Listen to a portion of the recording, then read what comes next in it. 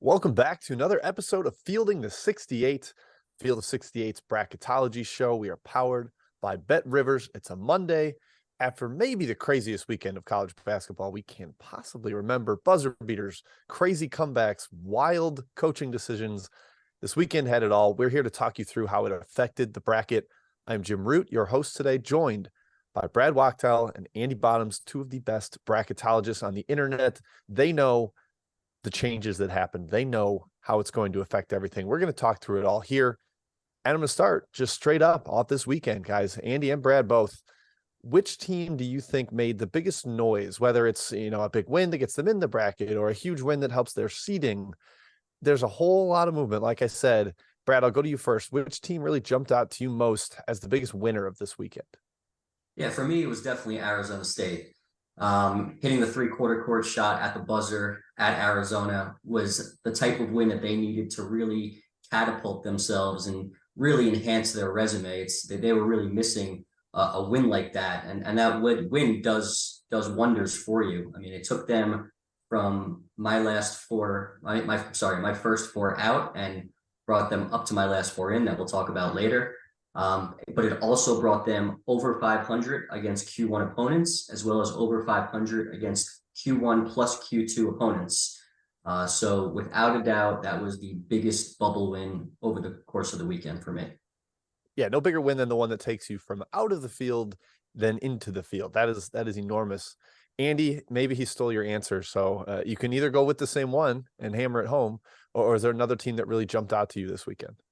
No, that probably would have been mine. I think of a team that was in the field and helped itself. It'd probably be Mississippi State beating Texas A&M. Just gives them another quality win and a little bit of breathing room as they move forward. And in terms of the teams that are on the outside trying to get closer, North Carolina beating Virginia and Michigan managed to hit a buzzer beater to force overtime and beating Wisconsin.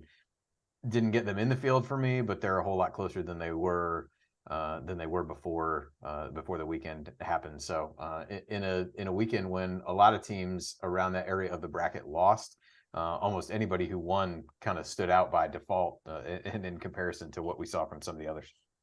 And we found out that Texas A&M is mortal. That team has not lost much in the year of 2023. So to see them go down was maybe a little surprising.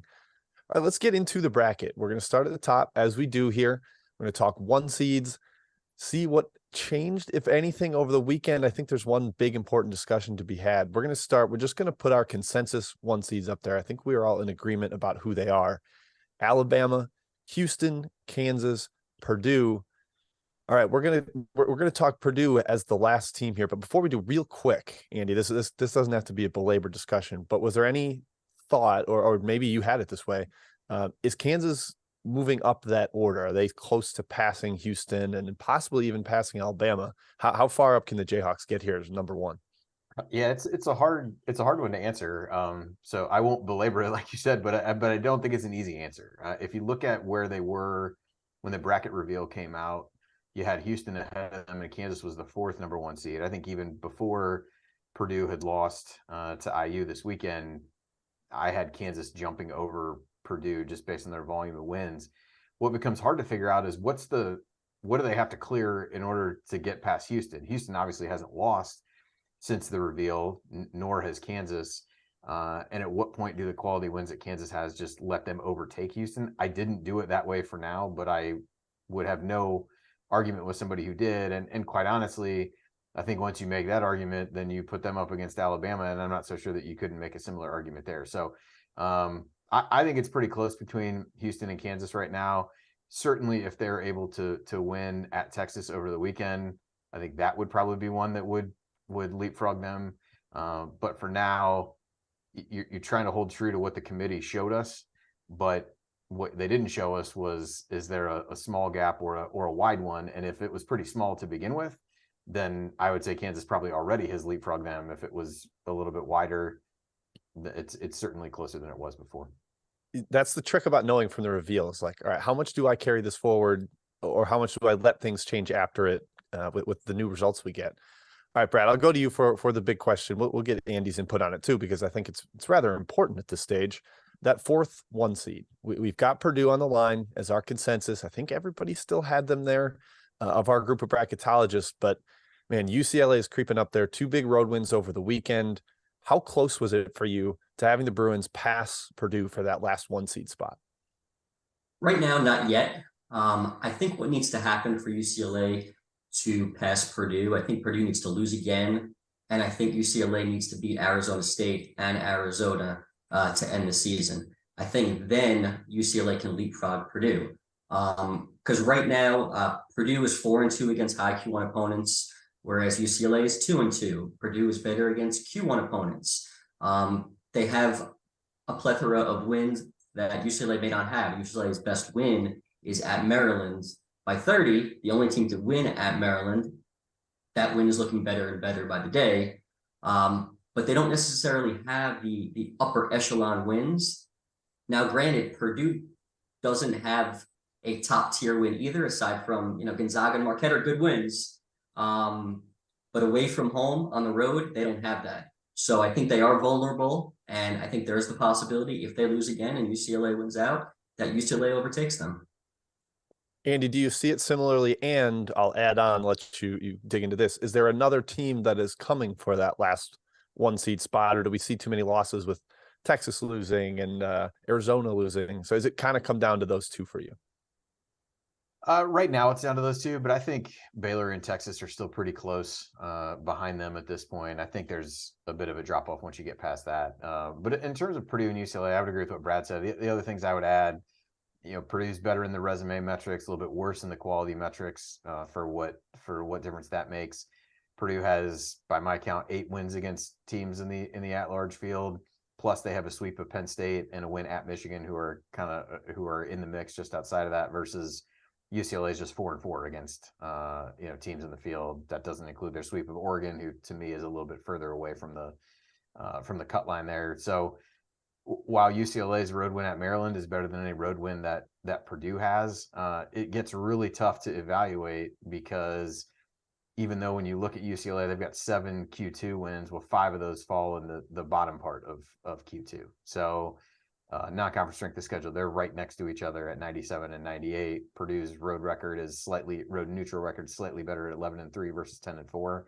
So it wasn't as close as I thought it might be when I sat down to do the exercise. But I think if Purdue loses again, they've got at Wisconsin and then they host Illinois to close out the regular season, and UCLA wins both of its games against the Arizona schools, albeit at home. Certainly the Arizona win would be another quality win, give them a sweep over Arizona State, who's in the, last 4 in, first 4 out area of the bracket at this point. So I think it could flip, but I think Purdue needs to lose at least 1 more, and UCLA needs to just keep on winning. And then in terms of Baylor and Texas, to me, I had those right there.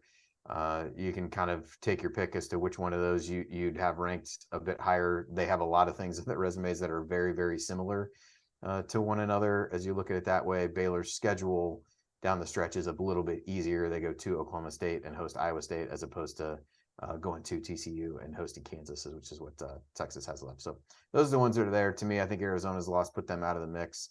And then you get down to like a Kansas State, who's in that area that just seems like a bridge too far for them to get that far up. So I think you're down to probably 7 teams for the 1 seeds at this point in terms of real consideration. Makes sense. One last question on the 1 seeds before we move to bubble discussion. Brad, to you, Alabama still the number 1 overall seed, or is Houston coming? We know Kansas, like Andy said, is starting to put something together, but Alabama's still there for you right now? Alabama's still there for me, and as Andy mentioned, there's a clear case for Kansas to be that number 1 with 18 quad 1 and 2 wins and 15 quad 1 wins. I mean, the numbers are ridiculous. And in Houston's case, I don't know if I see them passing Alabama, as long as Alabama continues on the same path. But I will say, if Houston does lose a game to whether it's a non-tourney team or a team that maybe is on the fringe, there's a possibility of them dropping to a 2 seed. Probably if they lose to a non-tourney team, that's more realistic. Okay, fair enough. All right. Let's move on to the bubble discussion. UCLA, Purdue definitely certainly in that battle for the final 1 seed, but they're both in position to make runs. And folks, if you want to prove that you know better than us who's going to make a run you can head to Run Your Pool. Rob has actually worked with Run Your Pool before, which is why he was excited to land this sponsor. They have more than 50 game types for every sport you can think of, from traditional bracket pool to survivor games, head-to-head games, pick X games, and Rob's favorite, squares. Big square guy. Rob, especially as a bettor, he's a square. The scoring is customizable. You can tailor your bracket rules to your pool. It's awesome. Here's the best part. Run Your Pool is giving away $1,500 in cash prizes for free. That's right, free. You do not have to pay. Just sign up at the link in the description. I won't read it out on here. It is in the description of this YouTube video on Run Your Pool. Just fill out a bracket, be eligible to win. We'll see you on March 12th. If you're watching this show, I think you know the significance of that date. So yeah, March 12th. Let's get to it. All right, bubble time, guys. The bubble will be decided on March 12th. A lot to happen in between then. But as we stand now, we have a close to consensus last four in, but there is a little bit of disparity between everybody here at Fielding the 68. So, Brad, I'm going to go to you first for your last four in. We'll talk through that, and then we'll get Andy's and similar takes on the order. So, Brad, what do you got for us? Okay, so my last four in, first of all, is Auburn. I think they're a team that people actually have higher than myself, but I think this team is dropping by the second. They got blown out at Kentucky. That really screwed up their metrics a little bit more. They are just 2-8 against quad one opponents. They're under 500 against quad 1 and 2 opponents, and they don't own any strong wins over the top part of the bracket. So I think, especially with the way their schedule sets up, they end the season at Alabama and home against Tennessee. There's a very realistic chance that they finish the regular season at 2-10 against Q1 opponents. I don't think you need to be a bracketologist to realize that that's not good enough to get in the field. Then I have West Virginia, who just has a yucky resume. 5-11 in the Big 12, 0-10 against high Q1 teams, 4-12 against quad 1 teams, but they have really good metrics and no bad losses, and that's why they're in the field for now. But their final two games are at Iowa State and against Kansas State. If they only split, is that good enough? Can a 6-12 Big 12 team actually get into the field? There will be plenty of arguments made both ways. But their game at Iowa State tonight is huge. It's huge for both teams. A win keeps them in the field, a loss, and somebody could be there to swipe their spot. Then I have Arizona State, who joined the field after winning at Arizona. As I mentioned earlier, they're over 500. They're 4-3 against Q1 opponents, including 2 high Q1 wins, as well as 9-8 against Q1 and Q2 opponents. Now, the only thing with Arizona State, they finished the season at UCLA and at USC. For their case, if they win one of those two games, for me, they're in the field. If they lose both of those games, they end up going under 500 in all of these categories. And then you're in the bubble mix with, obviously everybody else, and you're hoping for some help. And then finally, my last team in still happens to be Wisconsin. We just can't get them off the bubble because they just keep rotating wins and losses. Lost to Michigan in overtime. And they do have 6 quad 1 wins, and that's the reason why they're still in the field. 6-6, 10-11 quad 1 and 2, which for a bubble team is decent. It really is. And they have a top 50 strength of record. They finished first Purdue and at Minnesota. A win against Purdue to give them a 7th Q1 win. It'll be hard to leave them out of the field if that happens. Yeah, we're going to call them the Wisconsin last team ins, not the Badgers anymore. They're just officially changing name. They're rebranding for the season. And then West Virginia seems very intent on testing the conference record doesn't matter anthem that sometimes the committee puts out there. We'll find out if it matters. All right, Andy, we'll go to your last four in. I think we have plenty of similar teams, but maybe some unique thoughts on the order of it. Yeah, so for mine, and for what it's worth, I did have Auburn as the team just outside of this that was safe. So I'm with Brad in the sense that they're not as nearly as safe as they once were. But Boise State's the team that I had that was that Brad did not talk about. They have really good resume metrics, average out to a 32 there. But realistically, at this point, they have a handful of good wins, but just not enough true road wins to really feel safe. Not enough good true road wins, I guess I should say. They're 9-6 in road neutral games overall, but their best true road win was at UNLV. So for them, the season finale at Utah State takes on quite a bit of importance. They also host San Diego State, so that can make them a little bit safer. But they've lost on the road at San Diego State, at Nevada, at New Mexico. So the other, three best other teams in the Mountain West, they've lost all those games as well as a few others, including losing at San Jose State, which is a quad 2 loss. But realistically for them, they've got 2 quad 1 wins right now.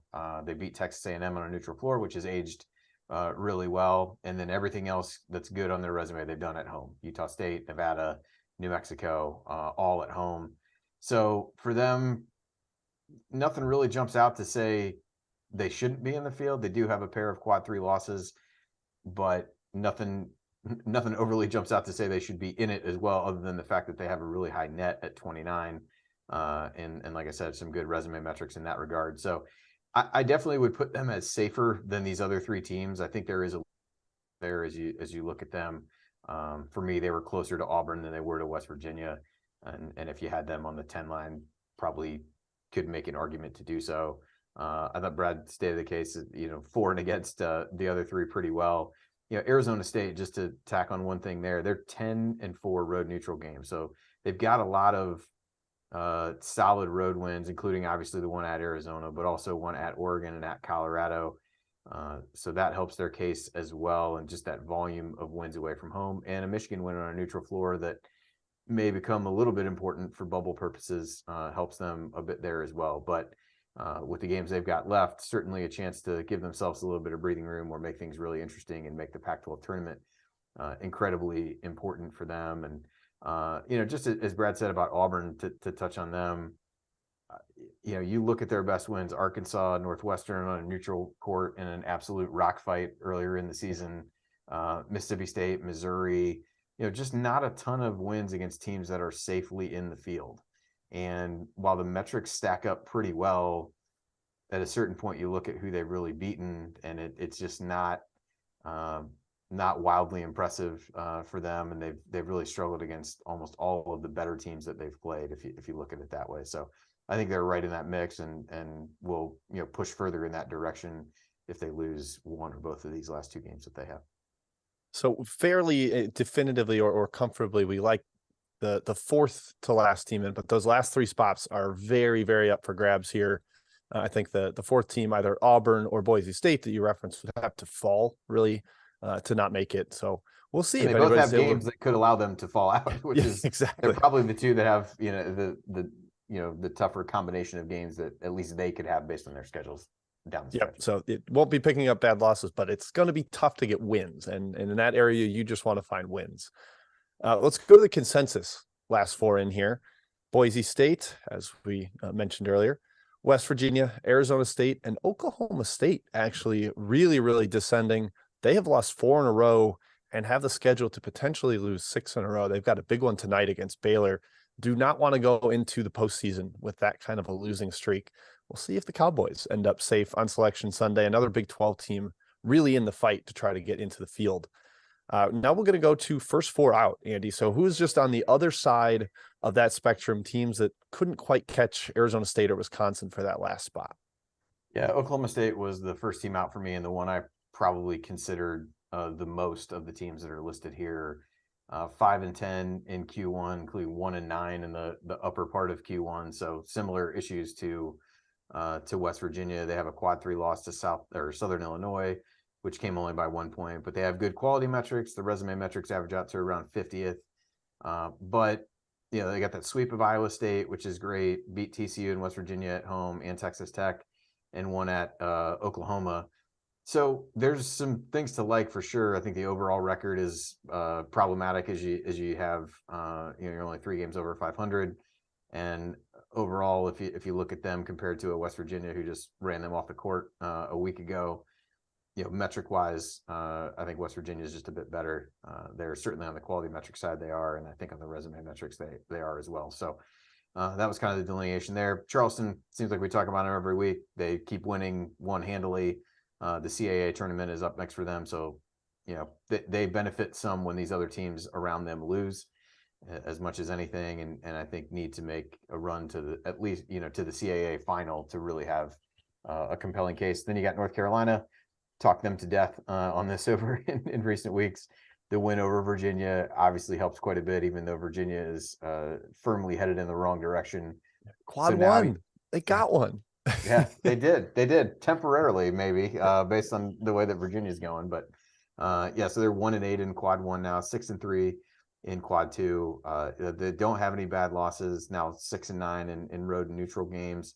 Have a chance to get another road neutral game tonight at Florida State, and their best work has really come at home with their three best wins: Virginia, NC State, and Charleston, all coming at home. Did beat Ohio State and Michigan on neutral floors and have a win over Clemson. So they have some wins that might help a little bit for bubble purposes, but that season finale against Duke looms large for them. And then Michigan just kind of hanging around as well. If you look at things the committee seem to like, those wins at Rutgers and at Northwestern, part of a sweep for them of Northwestern certainly helped their case. For them at this point, the quality metrics are okay. They're just outside the top 40 resume metrics, average right around 50. They're 3-10 in quad one games. So that's a theme with a lot of these teams. They've gotten a lot of opportunities and haven't done a whole lot with them. And they have that quad four loss to Central Michigan, which no one thought would age well at the time, and certainly has not aged well since then. So they finish with 2 road games, though, at Illinois, at Indiana. Great chances for them to improve their resume. But if they lose both those games, then they're in some serious trouble there. So good to have opportunities, but got to take advantage of those as they look forward. Yeah, that's an earn your way in type of stretch. They've got the chance. We'll see if they can get it done. All right, Brad, what about you for your first 4 teams out? Yep. So first 4 teams out. First one is Oklahoma State, who we discussed. I think if they do beat Baylor tonight, there's a good chance they go back into the field. So we will match up with the consensus for me if that happens. Then I have Utah State, who has a somewhat similar resume to Boise State, except for the fact that they have a Q4 loss. Big difference, but their metrics are really good. They're over 500 against Q1 and 2. They finished the season at UNLV and home against Boise State. Need to win both of those games, and then ideally beat a top-tier team in the Mountain West Conference tournament. I think if they can do that, then they put themselves with a legitimate shot to get in. And then I've added Clemson. Clemson has a ridiculously wacky resume. They have not beaten any high Q1 opponents, but they are 4-2 against Q1 opponents and 7-4 against Q1 and 2 opponents. But they have 4 bad losses, including 2 quad 4s, as well as losing at Louisville by double digits. Obviously unacceptable. That counts extra. I think that's more than one loss. That's the quad 5 But I will loss. say this: if you look at the history of since the quadrants came into play, there has never been a high major team that's been left out of the field that has been over 500 against Q1 opponents and over 500 against Q1 plus Q2 opponents. Now, the data is not, it's only about 5 years, but I'll just put it out there. But I think that they do need to win at Virginia. If they can win at Virginia, easier said than done, although the way Virginia's played of late, you never know. And the way Clemson manhandled NC State on the road, we've seen crazier things. They will have a real chance. And then finally, as Andy mentioned, Michigan, they now own 7 wins against the field. For a bubble team, that's an excellent number. Finishing with at Indiana and at Illinois, for me, they have to win 1. I think if winning one of those games puts them in play. Winning both of those games puts them in. Losing both of those games, they're probably done, unless they make a deep run in the tournament. So that's where I stand with my first 4 out. Yeah, Clemson, I mean, they did exactly what they needed to do. They got a road win, and it was by 1,000, which really boosted their metrics that had really fallen down. I think they were barely in the top 75 of the net. Now they're top 60. So impressive work by the Tigers there on the road. Let's go to our consensus. first four out, showing the slight differences here. Of course, there's Wisconsin, the team that is out compared to Oklahoma State, who is in the consensus bracket, Utah State, North Carolina, Michigan. No Charleston there, unfortunately. Maybe the Cougars can fight their way in with 2 more wins in the CAA tournament. Andy, I'll ask you, is there anybody else outside of your first four out that you felt really close to bumping up ahead of Michigan, somebody that, was competing there, or is it kind of a clear foursome for you? No, I had Utah State and Clemson as my next couple of teams. I'd put Penn State kind of loosely in that grouping as well. They needed that one Sunday, right? Yeah, that was a absolute crusher. I stopped watching it for a while. I was doing something else. They were up so much early. And then I looked at my phone and I checked the score and I'm like, what in the world is going on? And so, got back in there and watched the end. Maybe that was just because as an IU guy, when IU was playing in Happy Valley, once they got rolling, it was over and there was no turning back. So I just assumed it would be, going the same way. Clemson is such an odd one to look at. If you throw in, Brad mentioned some of the things, then you've got a non-conference strength of schedule of 342nd. But they've got 7-7 road neutral games, which is solid. And a number of their best wins have been away from home in terms of NC State and Pitt and Virginia Tech to a certain extent. But man, they just strike me as a team. They'll go win at Virginia and then come back home and lose to Notre Dame, and then you just throw your hands up and you don't know what to do with them as well. And then Utah State right there as well. Another one really hard to get a handle on. 9 road neutral wins, high net. But they got 12 wins in Q3, and the loss to SMU falls in there. Just kind of odd. Swept by San Diego State, would be swept by Boise if they lose that game at the end, and then lost at Nevada, at San Jose State. Just really, when you look at it, 1 win against the team in the field. Now, if you expand that to at least teams you have projected as an automatic qualifier, you've got Oral Roberts and Bradley that they've beaten as well. But otherwise, their best road win is at Colorado State, which barely falls inside of Q2. So just kind of odd there. Some of the metrics really like them, but tough for me to, kind of bump them up there. But they'd been, Utah State and Clemson would have been my 5th and 6th teams out. So yeah, the Utah State thing feels together there. Yeah, it feels like the easiest answer for the committee to give on, well, why didn't they get in? Like, boom, didn't have the wins. Like it's kind of that plain and simple. So something they're going to need to fill in down the stretch and into the Mountain West tournament might be very meaningful for them. You mentioned that Clemson needs to win at Virginia. Both of you kind of discussed that. Let's talk Virginia real quick, because they are plummeting down every single statistical measure. They're out of the top 30 at KenPom. They were 14th like 2 weeks ago. Just abysmal performances. They're falling down the net. Like we said, might fall out of Q1 range for UNC's home win. How far can they drop, Brad, at this stage? Given what they have left and just how they've looked to the eye test over the last couple of weeks here.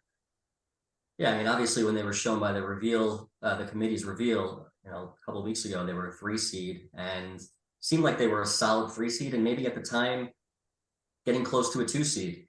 But the wheels have kind of come off for Virginia, and with 2 games left against Clemson and Louisville, both at home, you expect them to win both of those games. I think they could drop as low as a 5 seed, assuming they take care of business against these teams. Obviously, if they happen to lose one of these games, I could see them dropping to a 6. I don't think I'd see them falling worse than a 6. There's just not enough teams playing well enough to leapfrog them, unfortunately. Andy, I'll ask you about Virginia. I also want to, kind of in a similar vein, here's Iowa State, a team that has, I don't know if they've won since the reveal, but it's been a really tough schedule. It's the Big 12. So how far can they fall? I'll let you comment on what Brad said about Virginia, but I also want to hear about Iowa State too. Yeah, with Virginia, I would say the same with Brad. I mean, obviously you lose a home game to Louisville, all bets are off in terms of where you would fall. But I do think being able to win these 2 home games at least lets them right the ship a little bit. But the only thing that they've done since the committee reveal in terms of a win was a 2-point home win against Notre Dame, which is nothing to write home about, and lose by 15 at Boston College and lose by 8 at North Carolina. So they're certainly trending in the wrong direction. The flip side is at this point, even the way they sit now, they only have 1 loss that falls outside of Q1. So that helps a bit. The resume metrics are still strong. the quality metrics, rightfully not so much, which is maybe different than what we've become accustomed to with Virginia at this point over the course of time. But still that Baylor win, Illinois win on a neutral court bode well. So I think if they right the ship a little bit, win these 2 games, I think they should be fine and probably would still settle in about that 4 range, maybe a 5 if somebody else passes them, and you kind of figure out what they do as you move forward into the ACC tournament. You are correct in saying that Iowa State has not won since the reveal. They lost at Kansas State, lost at Texas, and then lost to Oklahoma. So they were at the time the number 11 team on the seed list. I think you could see them at this point, certainly in the 5 line. Maybe you could make an argument to put them on the 6 line because right now they're 8-9 in Q1, so the 8 wins is great, but they're only 2-2 in Q2. So you're just 10 and 11 against the top 2 quadrants, and you don't have any other losses. But if you add in quad 3, they're 11 and 11. So that becomes tricky. In terms of road wins, which we know the committee has talked about. They won at TCU and they've swept TCU on the season. That was really their main road win of note, but they've beaten Kansas, Texas, Baylor at home. And so I think that obviously helps. But resume metrics are 29th in KPI, 27th strength of record. Their quality metrics average out to about 30th, and they're 2-8 in true road games. So there's certainly not a lot going their way as they head down the stretch here, as they're doing that. And it'd be pretty easy for teams to pass them by at this point. So they have not responded well. The flip side is, the Big 12, every game is an opportunity to get your resume better, and they host West Virginia tonight and then go to Baylor. So you get that West Virginia win, get yourself a little bit back on track, and a great road opportunity that would, if you could find a way to win it, check one of the boxes that is something that can be used against them, and you haven't really won a lot of true road games and things like that. So chances to do that, but certainly if you look at their wins and losses over the last month and a half, it's not good. Correct. So we'll spin it around. We'll be a little more positive here. Those are teams that are kind of falling from that top 16 reveal. There's a couple that are rising up in there. Brad, how high is San Diego State for you right now? Because they have just kept winning quietly out in the Mountain West, not the most featured games, but they got a buzzer beater from Lamont Butler over the weekend. Are they up into a protected seed for you at 4 seed, or are they just lurking outside that? Where do you have the Aztecs? I don't have them as a protected seed yet. I have them as a 5 seed. They only own 2 wins over the field. That's kind of the one That's flaw not good. of their resume. But everything else, all their metrics are extremely strong. If they continue to win the Mountain West Conference tournament, I think there's a chance they could get into that top 4. It's going to depend on, how other teams play and all that. My guess is not likely. I feel like 5 seed is probably their ceiling, especially if they don't get any more, quality wins over the field. But they're definitely rising. They've been steady all season long. Yep, they've got the at Boise one this week that could potentially help them out a little bit. Although if that knocks Boise out of the field, then you don't get a win over the field, unfortunately. Yeah, theirs is odd because they almost need some weird things to happen with seeding in the Mountain West tournament so that they could find a way to play both Boise and Nevada, who are the safest teams. That's not how it would shake out right now if I'm looking at the conference standings correctly, but that would probably help them as much as anything if they can continue to run the table there. I think they're really good. I have them on the 5 line, toward the top of the 5 line, but as Brad said, they've largely beaten the teams they're supposed to beat, and I think missing out on some of those non-conference opportunities against Arizona, understandable. Arkansas, certainly the way Arkansas was playing in Maui was understandable, but lost to St. Mary's as well, and so just some of those chances to get those really good out-of-conference wins weren't there. Probably figured the Ohio State win would age a bit better than it has, and things like that. But they're incredibly good. I think a team that could give a 4 seed a lot of trouble if you get in there. But as you look at it, just a little bit hard to justify at this point giving them a 4 seed. But if they can win at Boise, that helps a ton. And if they can, at least one of the wins they would get in the Mountain West tournament would be over a team that's at least in or very near the tournament. All right, I'm going to do one more team that I think we need to discuss. Then we're going to take some chat questions. So, folks, if you have some questions in the chat, we're going to have Dagan, Big D, I believe, as the chat is calling him today. He's going to marshal all the questions and get them set up for us. So, we'll hit that after we discuss one more squad. And Andy, you said we've kind of beat the North Carolina horse to death in the bubble discussion. Well, we were doing the same with Kentucky for a while at the start of this show, but now they have elevated far above that, really, really rising through the field. I look at their metrics. I mean, the bad losses still, Brad, are not awesome. There's a couple outside of Q1, Q2, but they're up to 5 Q1 wins. They have no losses in Q2. How much has Big Blue Nation risen for you up the field? Yeah, I mean, they went from, maybe 3 weeks ago, they were out of my bracket. And now all of a sudden for me, they're my top 7 seed, with room to grow. I think they could grow as high as probably a 5 seed. The issue, I don't see them going any higher than that, is because of that Q4 loss that they have. You can't just cancel that out, but their resume has improved so much over the course of the last couple of weeks, winning at Tennessee, just beating teams that are tournament teams, and they already had good metrics. So now they got the wins. So they're a lock to be in the NCAA tournament. And like I said, they have the opportunity to improve that seed, of being a top 7 seed in the tourney for me. Andy, Kentucky, you buying them as like you said, you're buying San Diego State as a team in general. Are you buying Kentucky and this rise that they're going through up the seed line? Oh, we've got you muted. All right. There we go. Yeah. So for them, the quality metrics have always been pretty good. And it was just a matter of, and the resume metrics weren't bad by virtue of the win at Tennessee, but what they've done since then is really bolster that. And we talked about them a little bit before we started the show. Like at the time, a couple of weeks ago, the win at Tennessee felt like the outlier.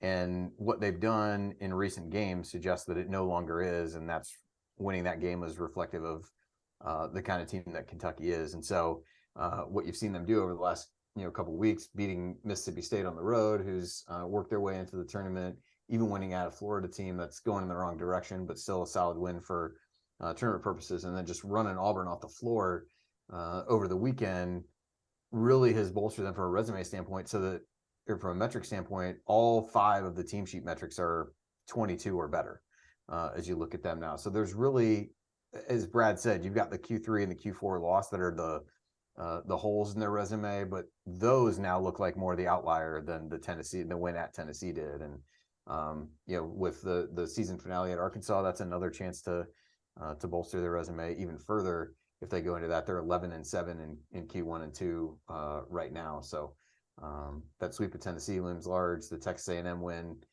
is a good one, and so they've got some other wins against teams in the field that they simply didn't have before. And they've been helped by the fact that Texas A&M has played better, and that win looks a lot better. And Mississippi State has played better, and being able to beat them is now more meaningful than it was before. So the way that other teams have played in the SEC has helped them a lot, but mostly it's just been how well they've played on the floor. Yeah, I think they had the rare 2 Q1 win day when they beat Tennessee and Texas A&M moved into Q1 territory. So they woke up with 2 more than they had the night before. It's kind of a fun spin for a team that is in the field here. All right, Dagan, let's go to you here for a couple of chat questions. I know it's been a very active chat today, so hopefully you're able to sort through and find a few for us. It has been. If you guys asked your question on the way back at the beginning of the show, I'm going to need you to re-ask it because it's gone. So just re-ask it, and I'll try to get to it if I can. But we'll start here. Alan wants to know, what does Marquette need to have happen in front of them to get to the 2 line? Obviously, they finished with at Butler and St. John's, so those probably aren't moving the needle that much. Yeah, so chasing those Big 12 teams, chasing Arizona. What do you think they need, Brad? So I think they need Arizona to lose another game. And obviously Marquette needs to keep winning. Baylor is another team who is probably, for me, they're Arizona and Baylor are my 2 teams that are the 3rd and 4th number 2 seed. It's going to be hard because I think right now I still have Kansas State ahead of Marquette. Tennessee is right there. But keep winning. And if Arizona and Baylor, it's very possible, especially Baylor. I mean, it's possible they lose a couple of games. They play in the Big 12. There's that there is that room. I will say it's probably not likely Marquette reaches the 2 line, but I also won't say it's not, out of the question. Yeah, but might they need the double of winning regular season and tournament to get that too? Yeah, the challenge is that then brings into question how much the committee is looking at the tournament results at that point. True. And so, yeah, I'm with Brad. I've got Kansas State above them, Arizona above them. I think I might have had them right above Tennessee or really close to Tennessee at the very least. So you need Arizona to lose, which road trip to the USC and UCLA is a possibility. Kansas State, though, they host Oklahoma. I forget who they have as the finale, but so you need to leapfrog those, and then you're going to be the number 1 seed in the Big East tournament. So you got to, your first game's not going to help you. Really, the semifinal game is the first one that can really do a whole lot for you other than hurt you at that point. So I don't think it's completely out of the question, but I do think they probably need a lot of things to fall in their favor with the handful of teams in front of them. And that's the problem with the Big East too, as well this season. It's, the bottom half of that league is, when you beat them, it's not helping you much. Yeah, it's not like the Big 12 where every win is Q1, Q2. It's very, very wide disparity there. All right, what else we got, Dagan? Is New Mexico officially dead? Can they still make it? Without net large, it's probably tough. Andy, what do you think? To me, they're kind of like a worse version of the Clemson profile, where they've got all the bad losses. They're above 500 against the top 2 quadrants, but I don't they have to be behind Clemson in that regard. So can they get there? Yeah, I think to me, you got to hope the committee puts a lot of weight behind the Jalen House injury and him missing a couple of those games. Now, the problem is they lost other quote unquote bad games with him. And those St. Mary's and San Diego State road wins are great and are probably better than some of the road wins than almost any other bubble team is going to have around them. It's just the volume of losses and losses to non-tournament teams has added up to a point where it just becomes really hard to see them, getting over it. That was just a huge missed opportunity against San Diego State. I don't know that I've ever seen a more casual buzzer beater, both in terms of the guy bringing the ball up the court and the defense being played on him. It was odd to say the least, but yeah, I think they've just at this point have taken on a lot of water. There's really none of the metrics that really jump out to help push them over the top, and I think they got a long ways to go. Yeah, lost 6 of last 7. I've played pickup games where next bucket wins is a lot more intense and physical than that final possession was. It was bizarre. All right, Dagan, what else we got? We'll get one for Brad here. Yeah, an interesting one here from Dave. Who's the longest shot that still has a realistic chance at an at-large bid? Oh boy, that one makes me think. Yeah, I'm looking down the list. A lot of the mid-major teams probably can't get there, right? Yeah, the mid-major teams don't have the chances. So who are you leaning towards, Brad? I would say, I'm really glad you gave this question to Brad, so appreciate that. Yeah. I was going to try to vamp for a little bit so he could kind of sort it out. I would say the team that we just talked about, to be honest with you, New Mexico. I was actually a little higher on them last week. Because of those injuries, it comes down to what the committee thinks of that injury. Now, the committee also seemed to place something on recency bias in terms of the top 16 reveal, where if you're not playing well of late, they'll take that into account, even though they're not supposed to. But if you take Jalen House, those 2 games they lost without him, one was the Q4 against Wyoming, and another one was at Air Force, I believe. Both of them bad losses. It completely changes their entire resume. Now, if this happened to a high major team, a team that was maybe like an Indiana type that everybody was talking about, would it be any different? I think if you're New Mexico, you have to think that. Can I submit one to you, Andy, for consideration that it is definitely a long shot? Villanova, they're now 15-14. If they were to get to 17-14 in the regular season, and that is another one where you can point to the stark divide of look at what we are with Justin Moore versus what we are without. Is there any chance for the Wildcats, or am I kind of barking up the wrong tree here? I won't say there's no chance, because that would, getting to that point suggest they win at Seton Hall and then beat UConn. And at that point, I know the last handful of games don't matter, but they'd be 7-1 over the last 8 at that point, heading into the into the Big East tournament. They would definitely still need to do some work there. But I do think the Justin Moore injury, probably more than most, especially because he wasn't in and out of the lineup at different points. I mean, you can look at what he did. Now, the problem is they lost the first 3 games that he came back. Now, you could probably chalk that up a little bit to rust, and those games were to good teams, to Providence, and then losing on the road at Creighton and at Marquette. There's nothing wrong with those. It's just you have a pretty small sample size of them with him at that point. So it would be really good.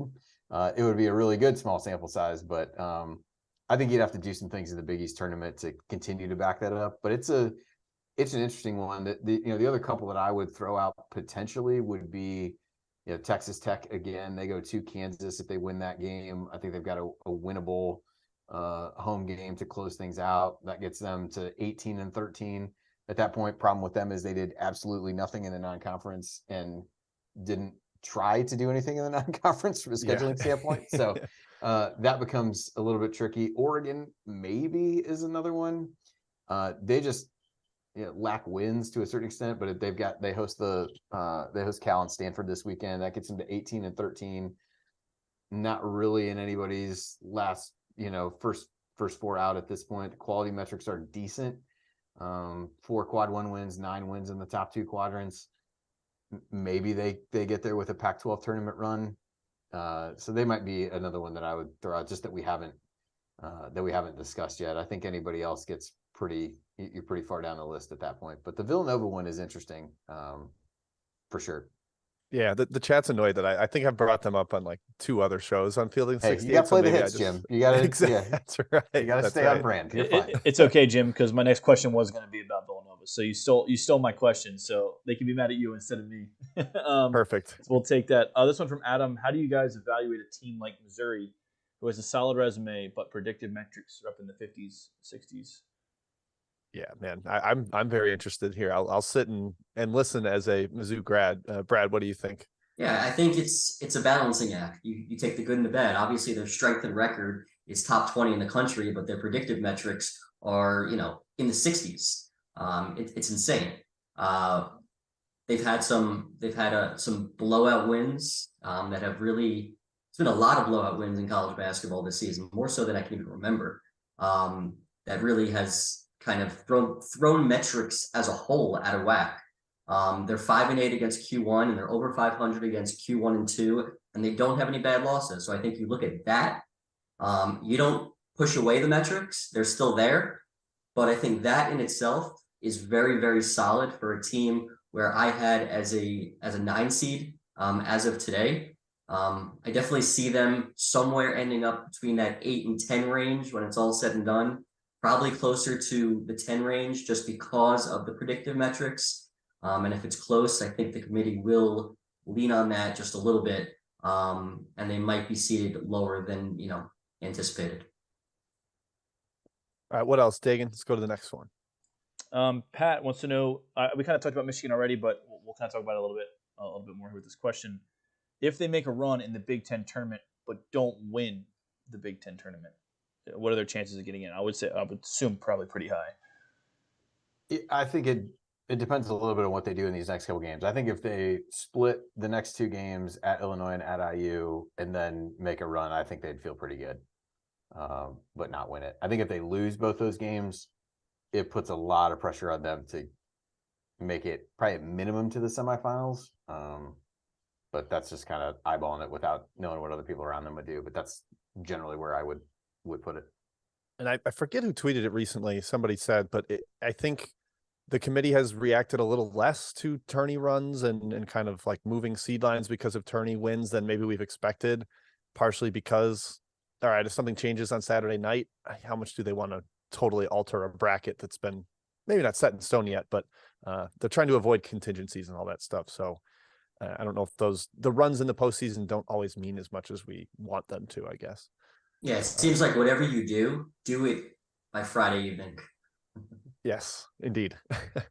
All right, Dagan, what else we got? Maybe 2 or 3 more. I would say let's do one here that's not really about a team, but more or less how you guys put together your brackets. Trey wants to know how often do you guys do like a full scrub of the bracket, and how long does that usually take? take you guys? Ooh, that's a good question. Rather than adjusting like what you had from the previous one, Brad, I'll go to you first. Your process on that. Yeah, it depends which part of the season.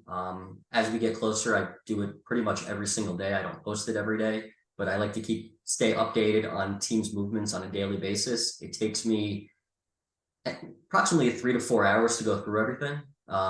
Whether it's, over the last couple of years, I finally have an easier process of getting that information online and getting it into my, Excel document where I could really analyze everything, which is very helpful. But other than that, it's just a matter of just looking at every single resume, comparing team by team by team, whose is better, whose is worse, and are there any, circumstances that aren't shown on the resume page, like injuries, anything like that might change where a team is seated. So you have to stay updated with the going ons in the college basketball world. You have to know what's going on. You can't just look at numbers. That's not good enough. But yeah, I put in a lot of work into it. But it's enjoying. It's very, very joyful. Labor of love for sure. Andy, what about you?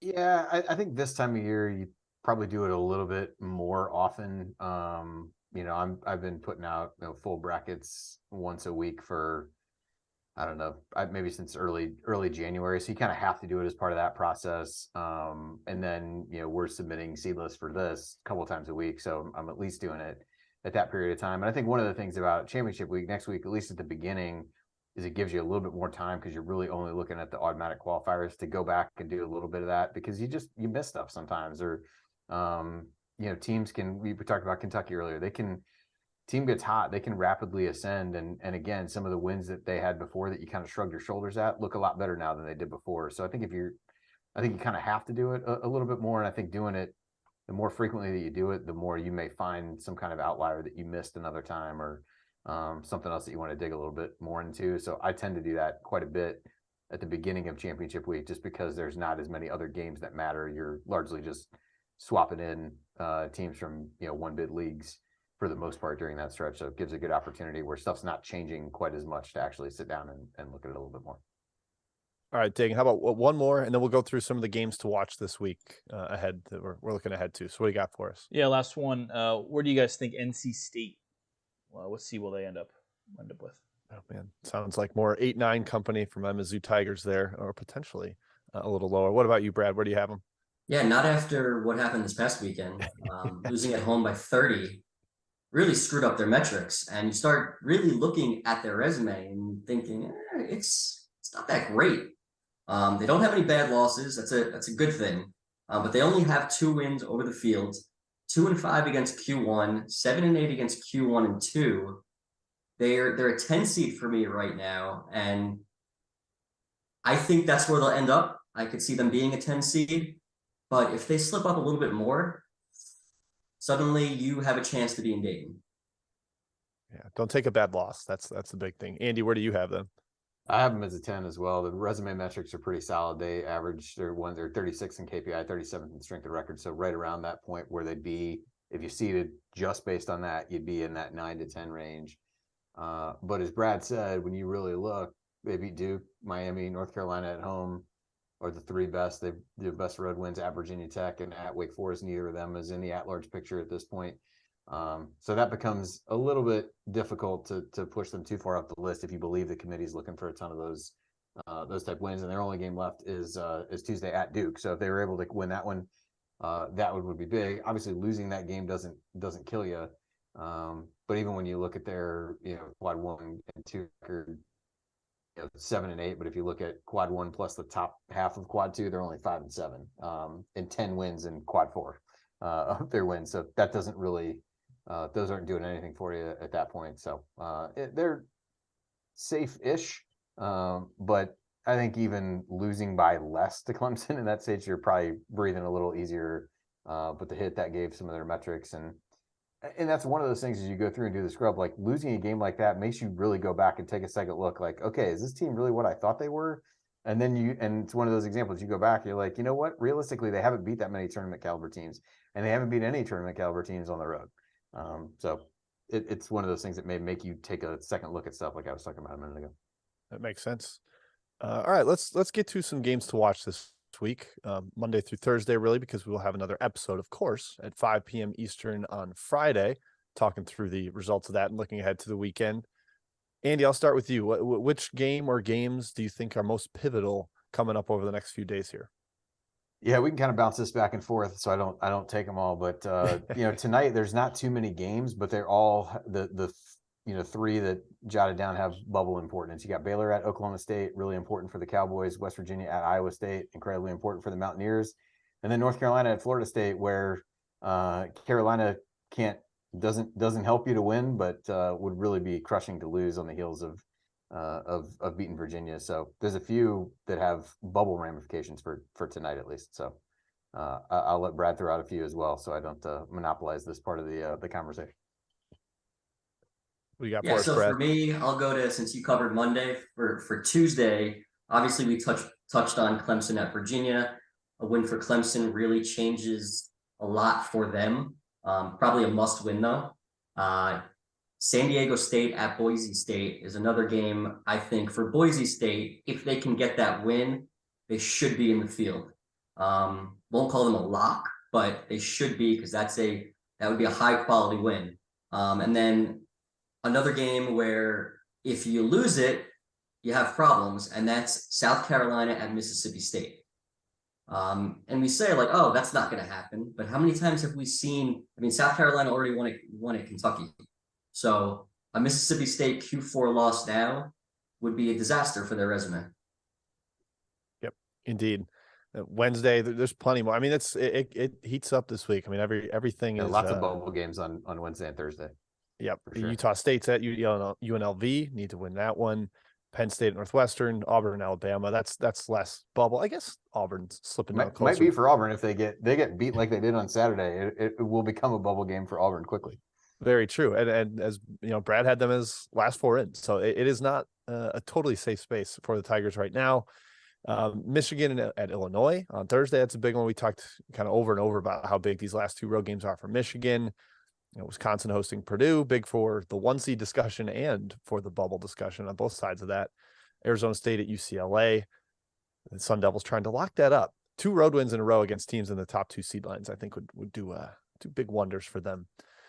Andy, Brad, any final thoughts, or should we sign off and let the people watch their Monday night hoops? Absolutely. I think that's it. A lot of good discussion. Enjoyed being on here with you guys as always. Fantastic. Same here. It should be a great week, and the bubble has really gotten closer over the course of the last week. I think it's going to make for an exciting week of basketball. Tip of the cap to the chat. Well done today. Great performance out of you. Thank you to Bet Rivers. Thank you to Run Your Pool for sponsoring the Field of 68. For Jim Root, for Andy Bottoms, Brad Wachtel. Thank you, everybody, and enjoy your week.